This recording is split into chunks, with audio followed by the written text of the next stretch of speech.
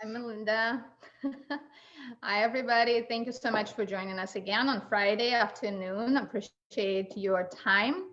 And I'm always excited to introduce people that I'm talking with because I feel like they're incredible people. They do a lot of good in the world. And I'm just so excited and thrilled to share their wisdom and expertise with everybody. So today, I'm very honored to be joined by Melinda. She is the vice chair of Northern Alameda County group of Sierra Club.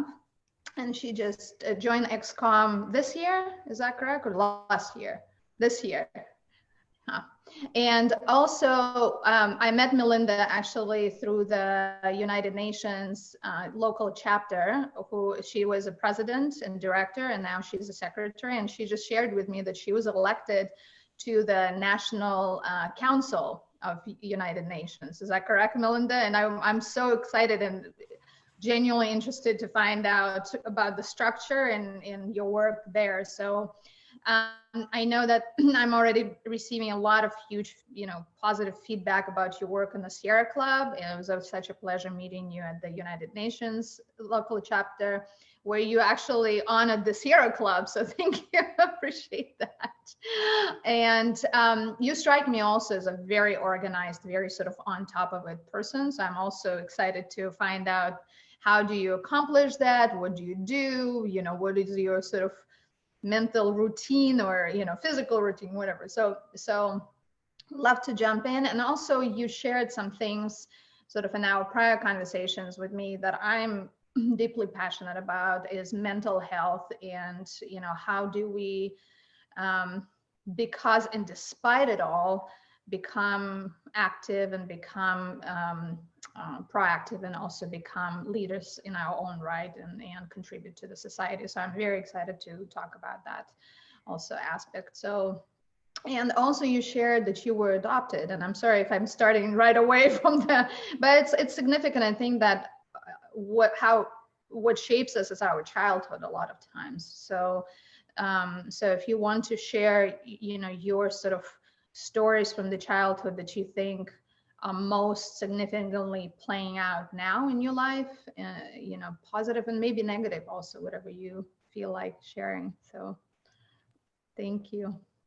Good afternoon, Olga. Thanks so much for having me here. Would you like me to start with the childhood part? Yes, absolutely. And I also didn't mention about your education. You also have international business degree, business MBA. We also chatted about that, but we'll jump to that later, because there's a whole there's so many threads to unfold. So yes, what are sort of stories that you remember from childhood that most significantly shape you now, you feel like? Okay, sure. So I was born in San Francisco, so I'm actually a Bay Area native. A lot of people don't realize that because I grew up in Iowa. My parents were in San Francisco during the Vietnam War because my father was stationed in the Navy. And at that time, my parents really wanted to have a kid, but they couldn't get pregnant. And so they found me. And so they adopted me in San Francisco, and then took me back to Iowa, which is where both of their families are from. So I grew up in Iowa from the time I was 3, and I grew up as an only child, although as I mentioned, with the adoption, I later learned that I do have biological half siblings, which I've met as an adult, but I didn't grow up with other siblings. So I was very pampered and loved, had a really good upbringing in Iowa, really sort of rural and beautiful. And I would say that one of the biggest probably formative events for me as a young person was I had the opportunity to be an exchange student in Australia when I was in high school. And it really gave me the travel bug and started me on a course of internationalism and really a passion for learning about people from other cultures. Wow, Australia. That's from Iowa to Australia. So how was it in Iowa? I mean, you said that there was nature. Well, I never been. I'm sorry. I was like, I would love to travel all around the United States, because the United States, half of the continent, so it's beautiful, but or third of the continent. Anyway, but how was it growing up in Iowa? Was it a small, were you in a house that had a lot of land, or? I grew up I started out in Des Moines, which is the capital, which is really a small town, but it's the biggest city in Iowa. And then most of my childhood, I was in Altoona, which is a suburb of Des Moines, and went to high school at a high school that's out in the country. And so it's a combination of some suburban kids and some country kids all together, all white, probably 97% white. So I think that was probably part of what really interested me in wanting to get out of that space, because I felt like it was very monocultural. But aside from that, I was a pretty good place to grow up. And yeah. So all white. Were your parents? Are your parents white also? And yeah. My biological parents and my adoptive parents are. Although my birth mother, her husband at the time that I was born is African American, and that actually was a big factor in her decision to give me up to my parents. He didn't like the I guess that was a memory of my birth mother's infidelity because of the color of my skin. And it all worked out for the best. I mean, I think my birth mother, she did the absolute best thing she could for me by giving me to a family that really wanted me. Well, in many ways, I think that's, from what I hear from you, is a success story of adoption, it feels like. But are you in touch with your biological parents right now and family, or how is that? Yeah, I do have a relationship now with my birth mom and several of my siblings. My birth mother says she does not know who my birth father is, so I don't have any information about that side of my family, only my birth mother's side. But yeah, we keep in contact. Well, I'm also not adopted. It's sort of, it was obvious if you look at my parents. I think I sort of from down, from face down, complete sort of copy of my mom, obviously, but my father also. And my mom was always joking. I was like, there's no doubt. I was like, that you're your father's daughter, and it's true. And it's like just the looks and the character and nose and joking. My father is Belarusian, Ukrainian, and they known for sort of big noses. So no doubt. I think you have a lovely nose, Olga. No, thank you. No work done. My own. Sorry, fault deviation. So how did your parents from Iowa, they had a vision to organize, or did they organize, or was it your own initiative to go to Australia as an exchange student? Because that's sort of not very usual, it seems like, right? Or so I had the opportunity through my school to either take a trip with my Spanish class to the Yucatan, or to go on a trip with my French class to Paris. And then we had a college fair at my high school, and one of the participants at the college fair was a representative from Youth for Understanding, which is a high school exchange program. So that's where I first learned about the opportunity. And I think I put as my first choice, my top three choices were Greece, Australia, and Japan. Yeah. Wow. Yeah. Good choices. I've been to only one. I've been to Greece, and it's incredible. But yeah, you mentioned youth. What is the organization? Youth for Understanding, YFU. Youth for Understanding. So what does that organization do, and what was your experience going to Australia? Yeah, so all they do, I think, is exchange programs, or at the time at least, that's what they did for high schoolers. And the idea is just basically to help people develop a worldview. I had a really good experience with them and with the host family I stayed with in Australia. It was kind of a fun experience because I went for a summer program, and our summer is their winter. And so it actually ended up that the school year was happening, but I wasn't enrolled in school. So it was essentially just playing around for 7 weeks.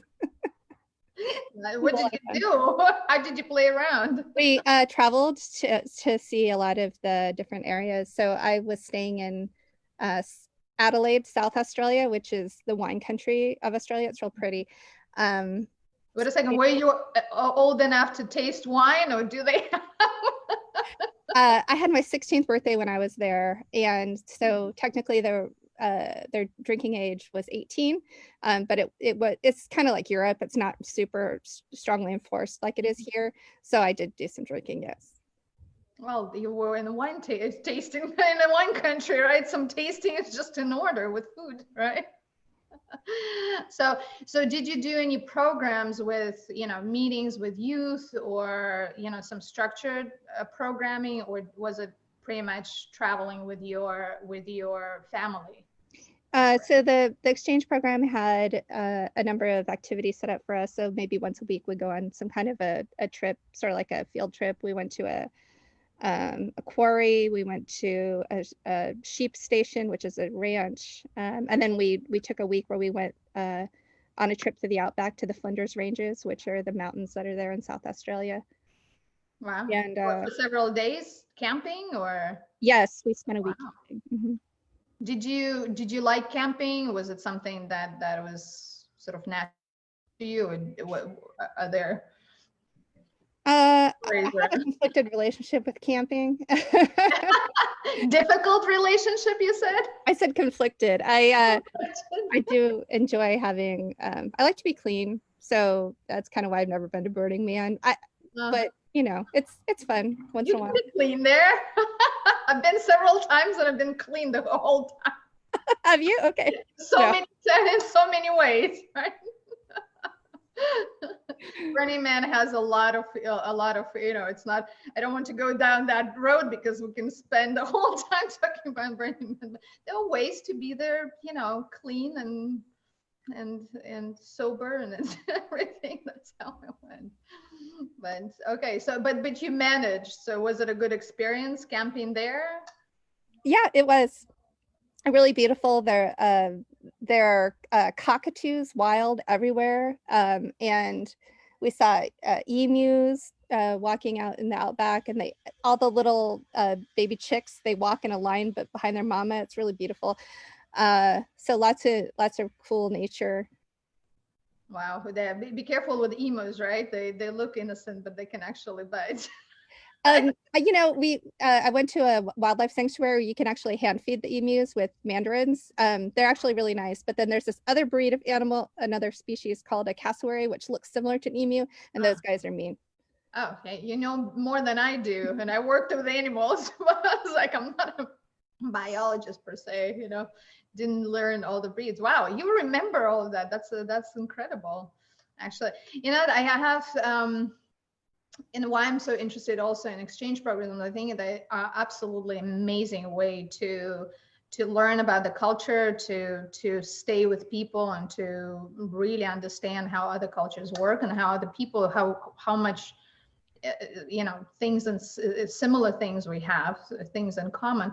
My experience was I went to Germany, and I was growing up in Russia. Of course, the traveling was not necessarily when I was born in 75, it was not even permissible, but in 90s, when I was in high school, it was already sort of, the borders started to open up, and I went to Germany as to a program also, but we had to actually camp the whole time. So we had to stay.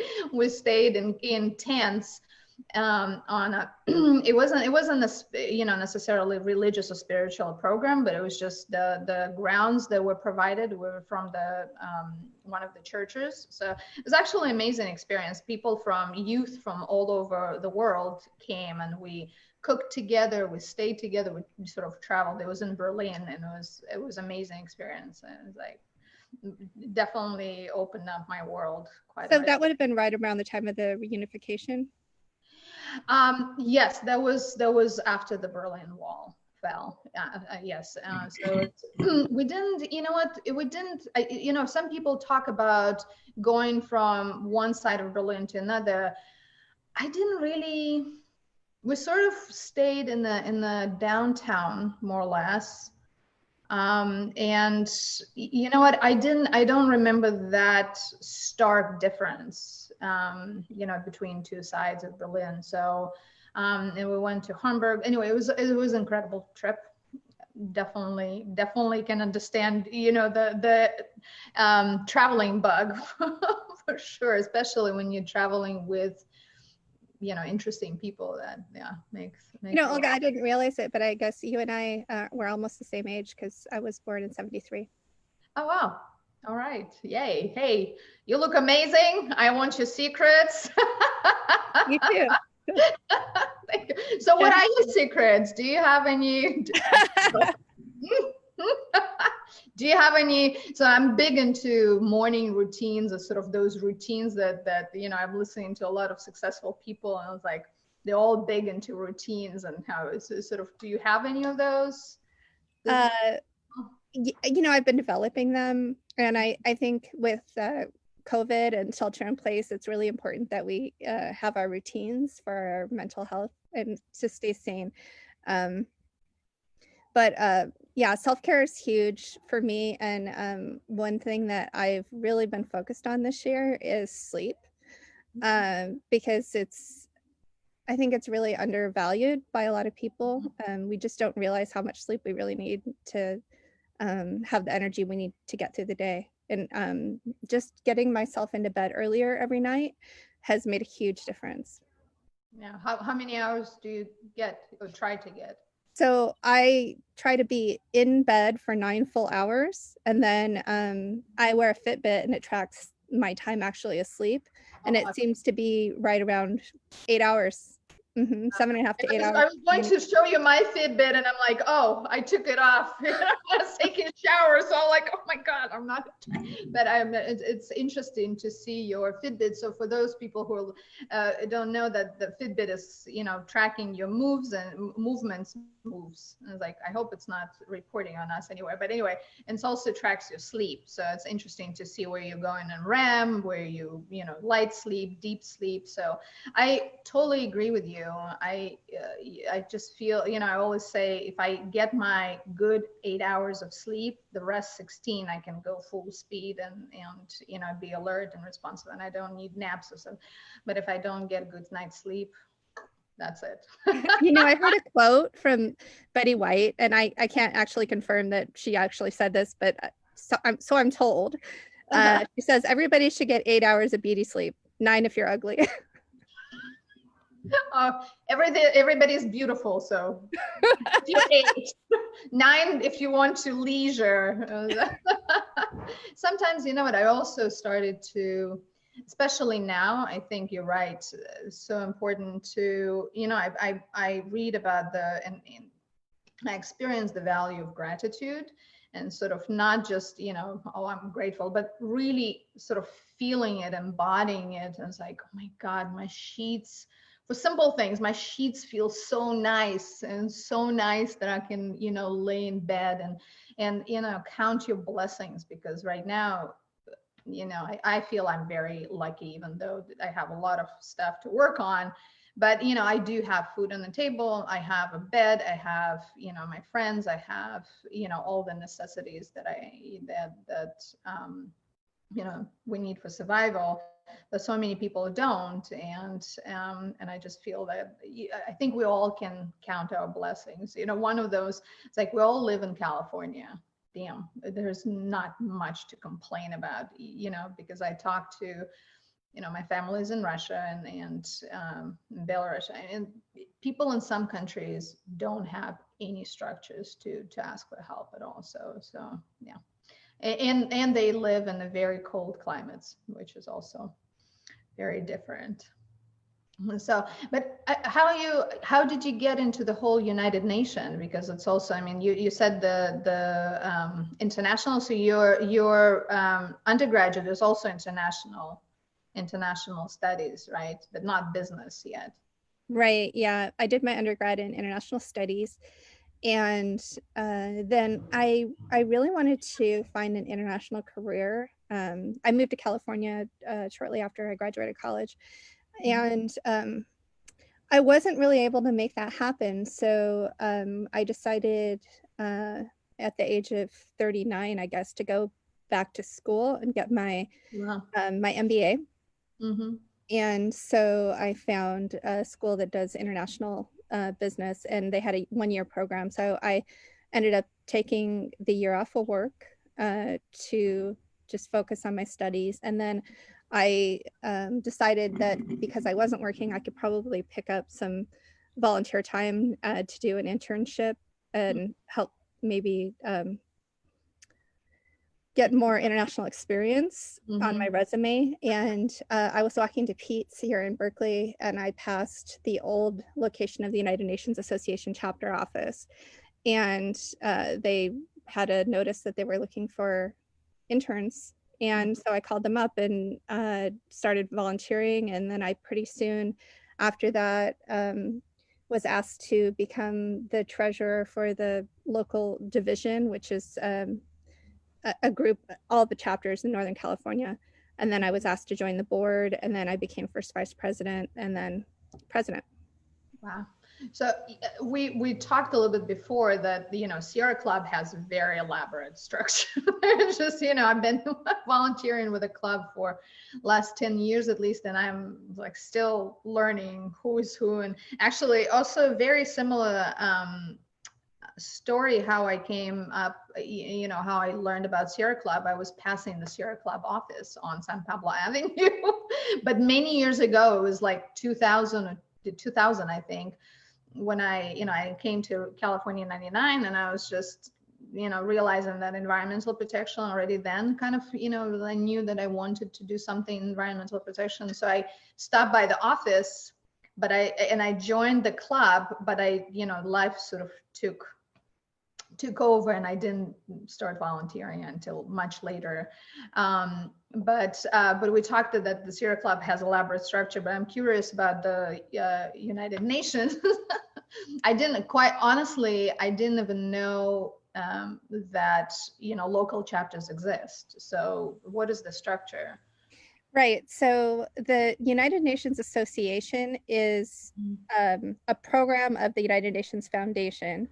The UN Foundation was created by Ted Turner, and it just in the last 10 or 15 years, the United Nations Association came under the umbrella of the United Nations Foundation. But the interesting thing about the UN Association is it's actually older than the UN itself. And Eleanor Roosevelt, who was the creator of the Universal Declaration of Human Rights, she is the person who really started the United Nations Association to get grassroots support for creation of the UN. So this was back after the League of Nations and World War II. She was going, essentially door to door around the country, talking to people about the importance of creating an organization of governments to help promote peace in the world. So she started the United Nations Association, and then in 1945, the actual United Nations was founded. So we essentially, in the United Nations Association, we work with the UN to and with local governments and individuals to both educate about the importance of the UN and the US's role within the UN, and to advocate for full funding of the UN. So each year we go to Capitol Hill. This year it's going to be virtual, but usually we go in person every June. And we talk to our senators and our representatives and impart on them the importance of the full funding of the UN. When I first joined UNA, it was a very different political climate. Obama had recently been elected, and he was on the right side of all the issues for us. And now we really have our work cut out for us. And I think you probably heard the latest news. Trump actually wants to pull out of WHO, which would be a huge mistake. We really need the World Health Organization to coordinate the efforts in COVID. This is something that individual countries can't do alone. And so it would be a huge mistake for us to pull out of WHO. It won't be the first one, unfortunately, on part of this administration. I don't want to go there quite, I'm also an immigrant, so I can speak a lot about that.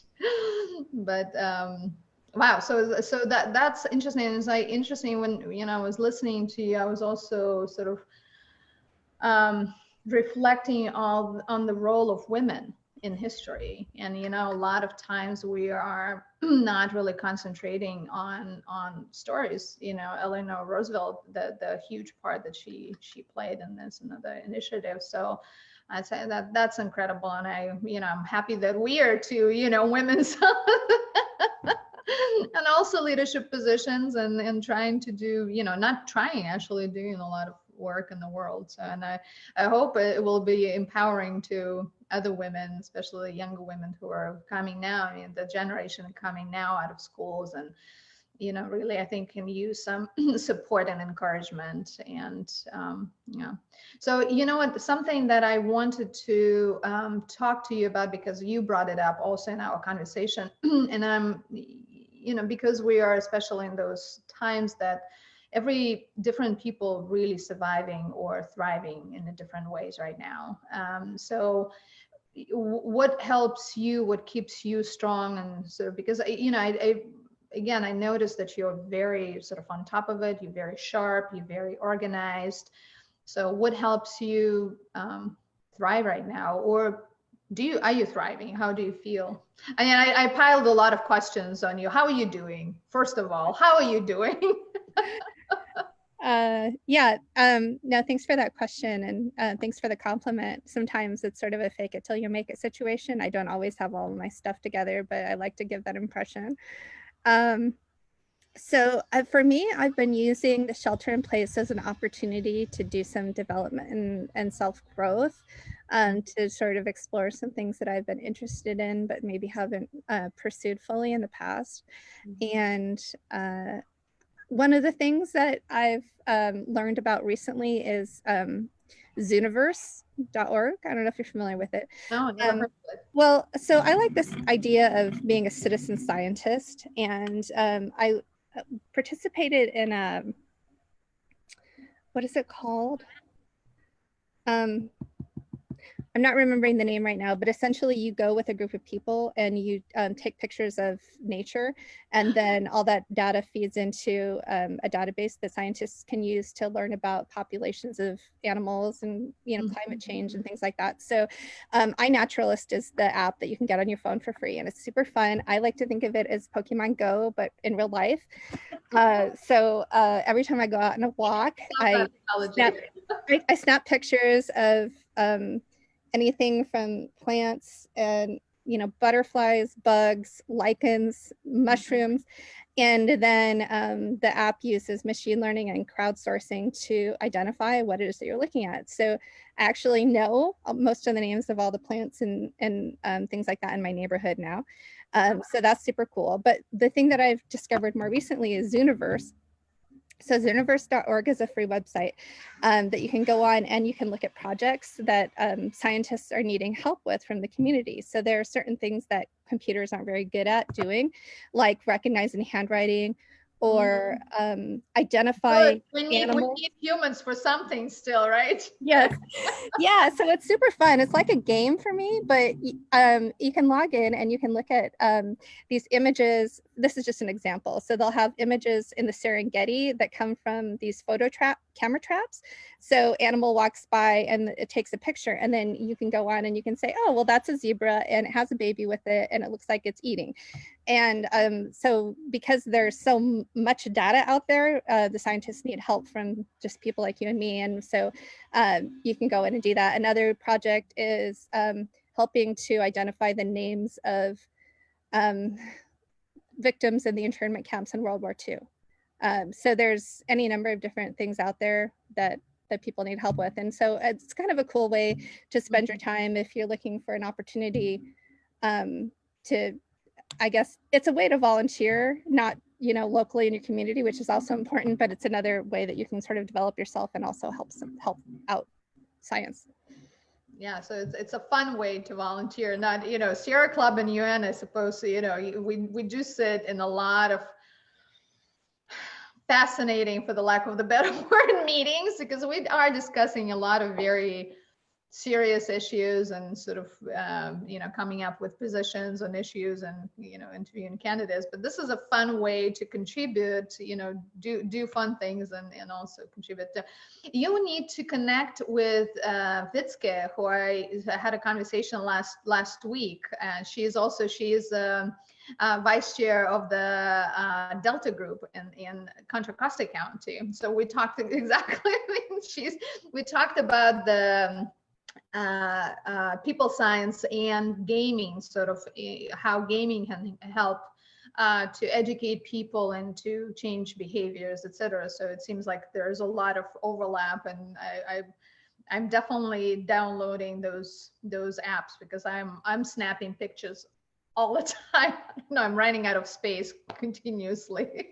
I was just telling you this morning, I saw several birds, sort of male birds fighting. It was amazing. It was just, they were like all twisted in the air, and you know, like, video, where's my video camera? Yeah, so, I'm a huge animal lover. Oh yeah, well, you just showed your dog. You should show your dog. He's cute. He's coming out. Zinzin, you want to pose for the camera? Give me a second. I also love your backdrop. You had ferns before and palms and hi. Can you look at the camera, sweetie? He's like, no, I'm ignoring. She's a veterinarian. I'm not looking at the camera. Yay, hi. And say he is 6 and he's been to the vet, unfortunately, a few times. We just talked about it. Yeah, he's got some issues with his eyes. Yeah, poor baby. But pets are an important part, I think, also of our sort of well-being. We underestimate how much joy and how much comfort they give us, for sure. I grew up with animals, so everything from fish to hedgehogs to cats and dogs. Hi, baby. Well, maybe we should do an interview with him too. He doesn't have a lot to say, but he grumbles and grunts a lot. He also farts. Yeah, smart. What does it say? Smart people, right? They break the silence very infrequently. Well, I'm not making a compliment to myself. So, but anyway, so where also you said that you traveled. I mean, you also mentioned that your sort of you know, activism or interest to sustainability and environmental protection started not from your childhood. I mean, I can trace mine to all the way to, you know, my very first months of life, probably. But you said that yours sort of was a realization that you want to work, and that didn't come to you until recently. So what was the spark? What was the you know, I've always been interested in environmental issues. And when I was growing up in Altoona, Iowa, we got curbside recycling in the 80s. And it was somewhat limited, but it was paper and certain plastics and glass. And I was working at McDonald's at the time. And so I started bringing my recycle bins in because McDonald's, they had a lot of newspapers. They got all the newspapers for people to eat, to look at during breakfast. And I realized they were throwing them out at the end of the week because I guess maybe we only had residential recycling and not commercial. Mhm. So I started bringing my recycle bins from home and changing them out every week. So and I organized all the employees in the break room to put their newspapers into the recycle bins. Wow. I think it's really interesting nowadays. Like, you know, I grew up in a not particularly progressive place, although it's not backwards like other areas. But even so, we learned all about greenhouse gases and global warming, Mhm. you know, when even from elementary school. And so I definitely understood the impact that humans are having on the environment. And then when I Mhm. would learn later on that for some people, this seemed to be a revelation that they were just still learning that, you know, humans have this impact. It really baffled me. Definitely think conservation is important. And this is one of the areas where there's a little bit of a conflict between the things that are I'm passionate about, because I understand that international travel is really a big has a big impact on emissions, right? But it's also you know, really important for me. And I think, well, right now none of us can travel, so there's definitely a lot of opportunities to explore alternatives by um, communicating with others and learning about things online. But I uh, I still think there's definitely a value to finding a way to get out and see the world with hopefully a minimum of, you know, impact on carbon footprint. Yeah.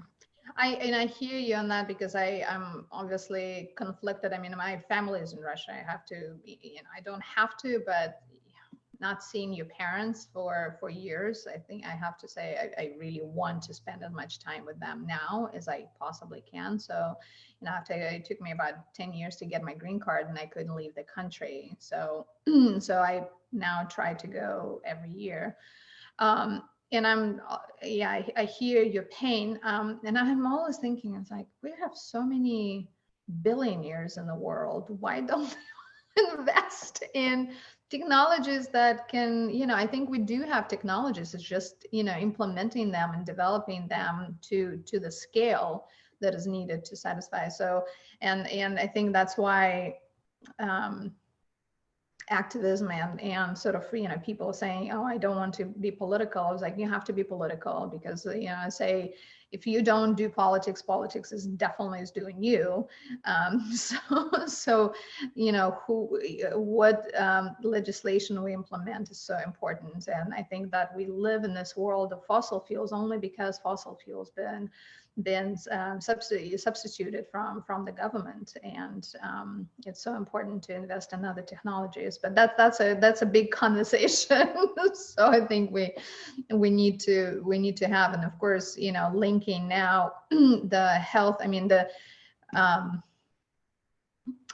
health of people to air pollution is a huge one, and I hope that we come out of all of this learning the lesson that our health and immune system are compromised by all the industries that we are engaging in, and sort of not doing the other, not coming out with other conclusions that are wrong.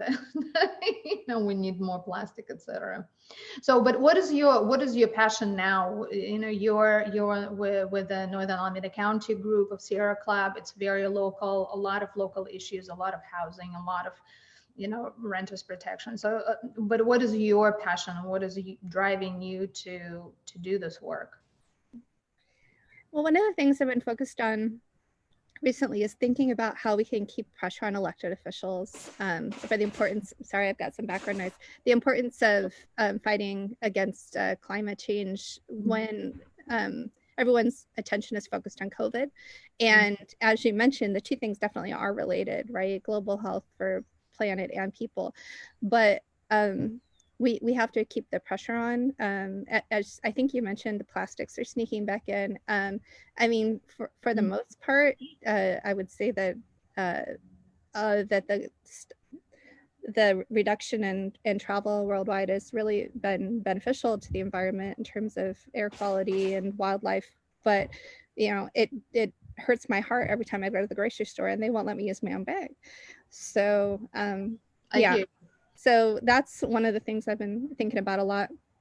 And I personally am huge into animals, and I think we really need to protect them. And one of the things that I'm worried about is, you know, they've said that corona now has passed to cats, tigers, lions, I think dogs, and it came from some animal.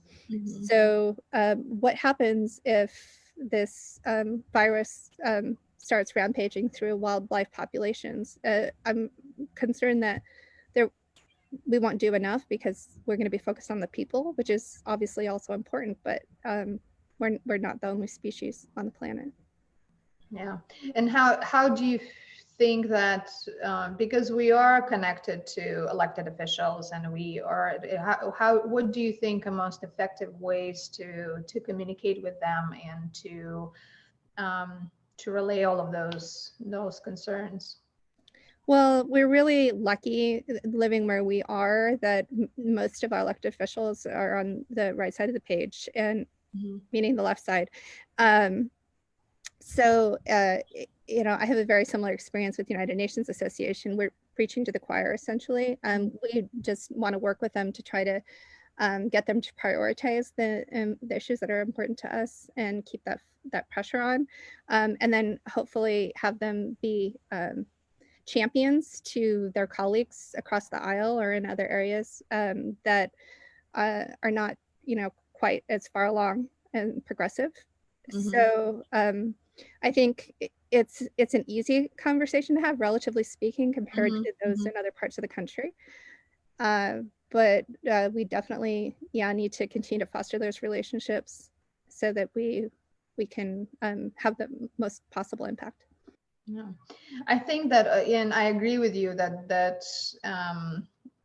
you know, Bay Area especially is a little bit more of a sort of bubble, and even within that bubble, I think we have a lot of room for education, because I think that especially elected officials are bombarded with so many asks and so many requests, and a lot of them, or some of them at least, are, you know, conflicting. It's like, how do you have communication with UN or Sierra Club and, you know, plastic industry and business, you know, interests that also employ people, and so how do you reconcile? And I think that it's also important to educate on, hey, we do have those industries that could employ just as many people, but, you know, plastics made out of you know,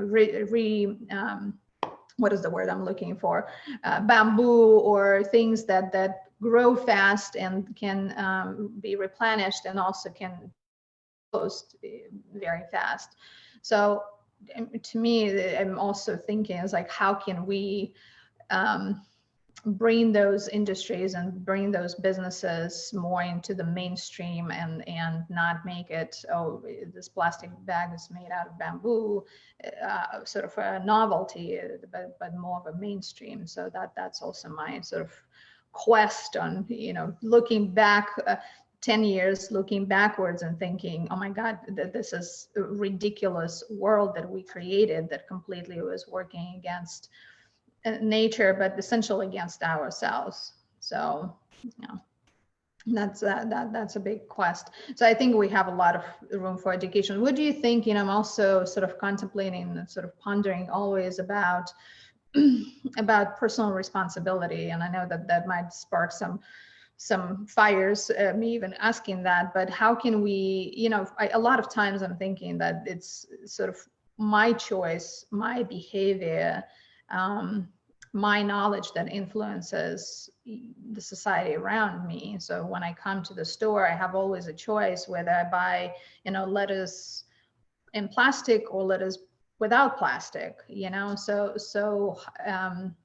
did you get a chance to sort of think about that, or how do you feel your behavior influences? Mm-hmm. Well, I'm a huge believer in reduce, reuse, recycle. Mm-hmm. But my biggest challenge personally is on the reducing. I always have this desire to consume, and mm-hmm. I imagine this is true of a lot of us. What I've found is that there are so many options out there that are available to us. Like, for example, I enjoy fashion, and I've found that there are a lot of really cool sites. One of them is thredup.com, THRED, and they're essentially an online consignment shop, and they sell every kind of clothing you can imagine for women and children, from Old Navy to designer. And so it's a really cool way that you can update your wardrobe without contributing as much to the impact on the environment. So it's, for me, it's kind of a fun way to shop, and then when I'm done using something, I can put it in a bag and I can send it back to them, and then they'll either sell or donate anything that I don't use or that they can't sell. So that's one way that we can, I guess, be a part of the circular economy, which is kind of cool. Yeah.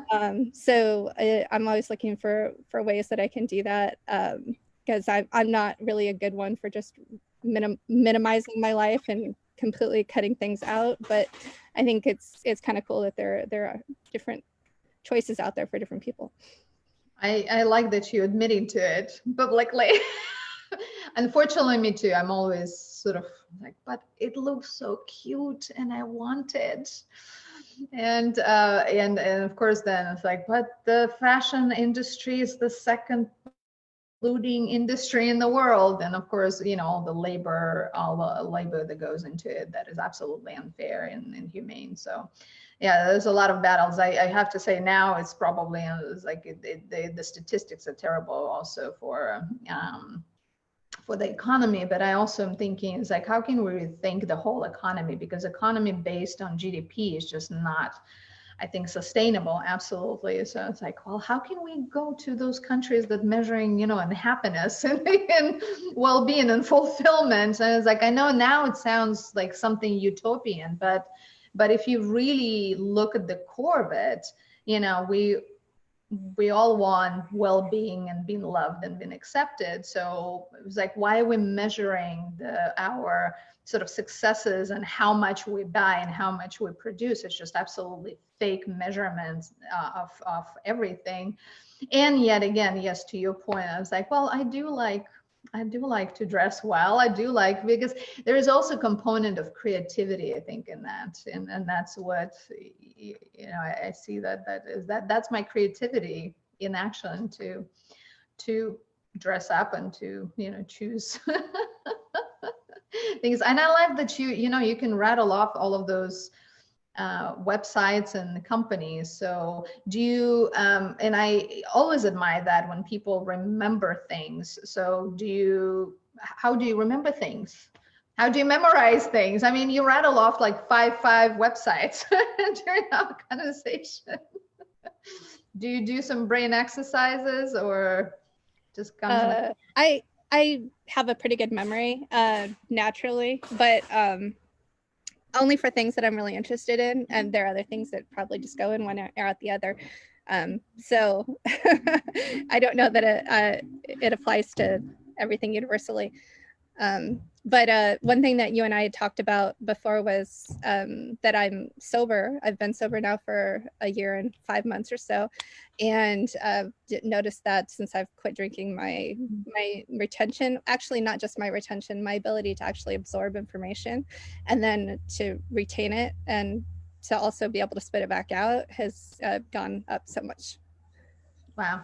Well, and thank you for sharing that. I mean, that's how did you, if I may, how did you manage to stop drinking? Because also, we hear in the alcohol sales now skyrocketing, and which unfortunately it's true that cigarette and alcohol and all sort of vice products, they usually spike in production and sales during the hard times, during depression. So how did you manage to, I mean, I still drink wine. So how did you manage to get off alcohol completely? So I didn't actually realize at first that I had a drinking problem, but it had escalated over time gradually. And then I realized that I was crying every day on the job. And when I called up Kaiser, who's my medical provider, I talked to them about maybe increasing the dosage on my antidepressants or something. And one of the questions that the nurse on the phone asked me was how much drugs and alcohol I'm using. And when I let her know, I was drinking a couple of bottles of wine a night, she referred me to their chemical dependency recovery program. So I was able to use disability to take 6 weeks off of, no, almost 3 months. I took off of work and went through a day treatment program at Kaiser, and it made a huge difference for me. And now I'm a member of Alcoholics Anonymous. So I'm working the 12-step program, and it's helping keep me from drinking. Wow. I know I'm getting emotional, but probably also because so many women and so many people are suffering, I think, in silence and are embarrassed to admit. And I'm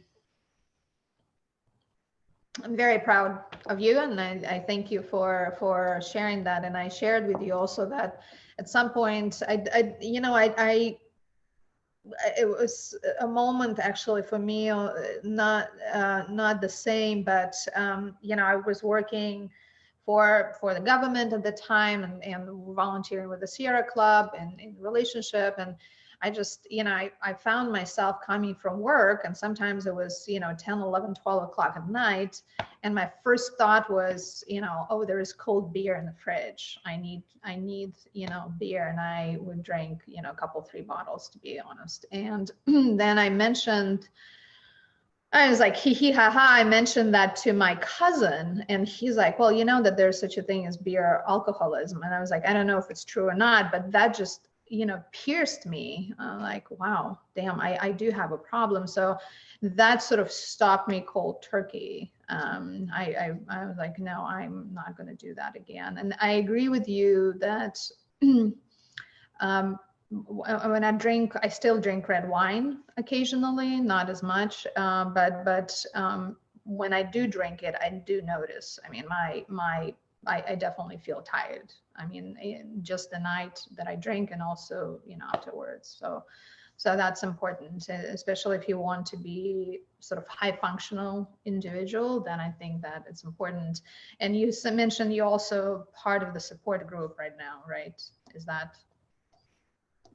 Oh, right. Yeah. I attend meetings shortly after places started closing down with the shelter-in-place orders. A lot of the meetings have moved online, and so I participate in Zoom meetings. Mm-hmm. Oh. What, one question that I want to ask, because you mentioned you worked in McDonald's, and something that I, because I always sort of looking for ways how to change people's behavior and how to move them to things. And then how do you organize people? You're clearly very good at it. So what are the sort of things that you feel are the most important to inspire people to change their behavior, to do certain things? And it's like having people recycling. I also done sort of attempted to do the same. It's very difficult to have people do certain things that they're not habitually doing, right? So what are your sort of nuggets of wisdom there, how you can change people's behavior? Well, it's tricky, and I think it depends a lot on the kind of relationship that you have with them. I mean, if you're in a position where you're directly managing them on a job, then you have more leeway, I think, than if you're in a matrixed environment like I am at my job, or if you're just 2 people talking on the street. And so I think that having an understanding of where they're coming from and how they perceive you as a person is a big part of it. But I guess as a general tip, I would say focusing on the common goal is probably one of the biggest things. So a lot of times I notice in our NAC meetings, when we're talking about these important issues, everybody generally is on the same page, and we know what we want to do, but it's all these little things that are in the execution that sometimes get in the way. And so I think all those pithy sayings are really true. I mean, you can't take things personally. You really have to focus on the issue and not the personality, and understand why you're there, you know. I don't know if I have more to say on that. It's kind of a tricky situation, you know. It's a hard skill to learn. Yeah. Well, and I think that you in my opinion, I would agree with you on the things that you mentioned. I think not taking things personally is one of the most important lessons I'm still learning because it's very difficult, you know, and some of the things I heard is like, you know, just because person wants to give you something, you know, that it doesn't mean you have to receive it. And a lot of times when person is talking to you, it's about them more than it is about you. But it's difficult to overcome those for sure. And NAC is short for Northern Alameda County of the Sierra Club. So just wanted to mention that. Well, you know, if you had, you clearly had a lot of experiences and you work with people a lot. What is your dream, first of all, in sort of for the world, if I may? I don't know, maybe I'm asking the question because I'm thinking about it. And so I'm projecting, but do you have one? Do you have a dream for the world? Sort of for...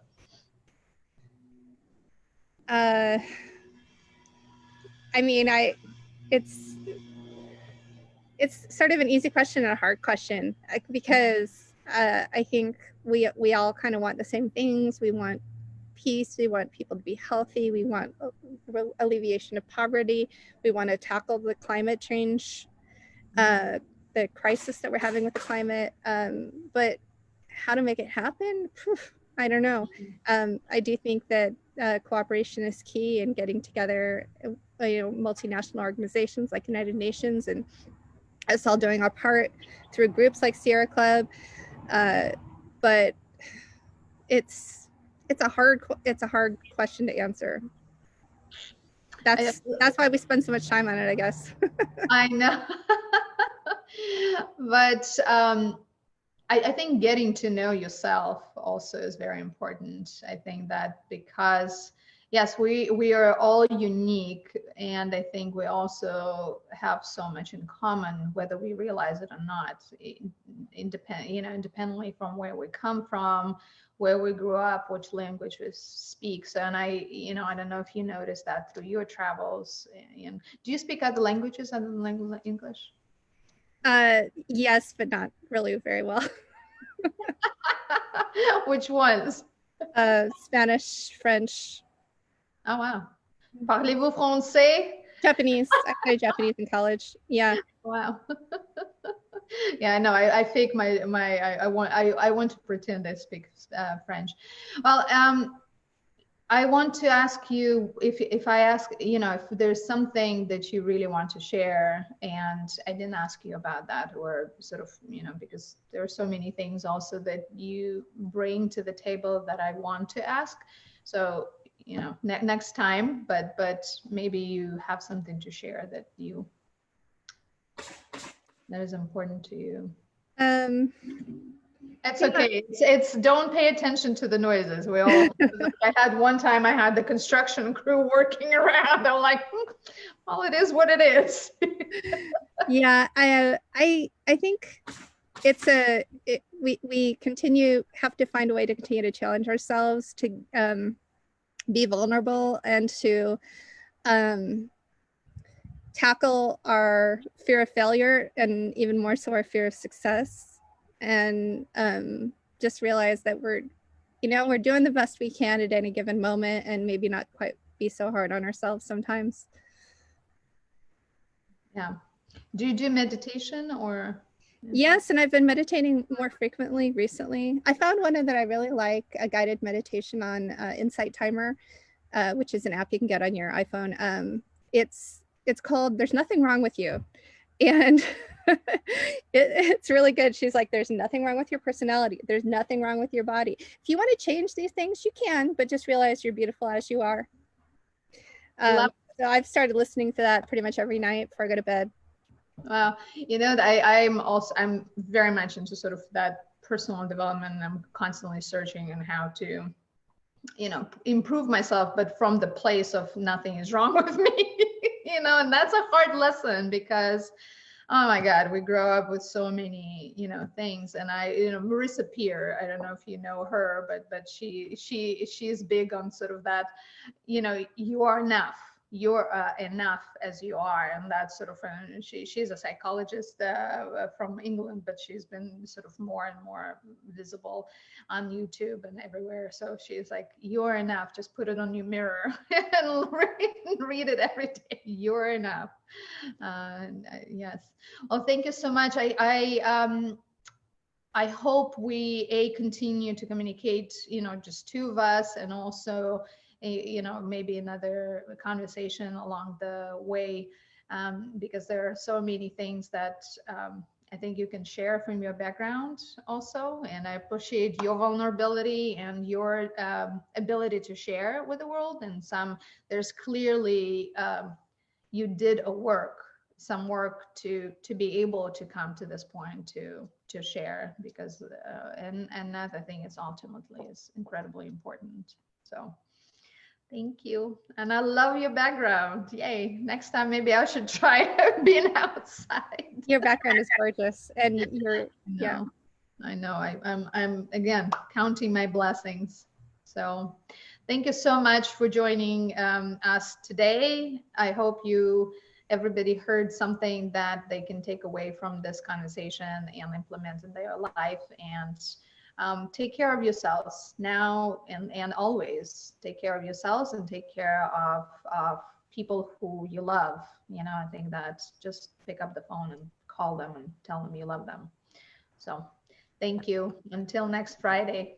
And Melinda, you can stay for a second if you want to.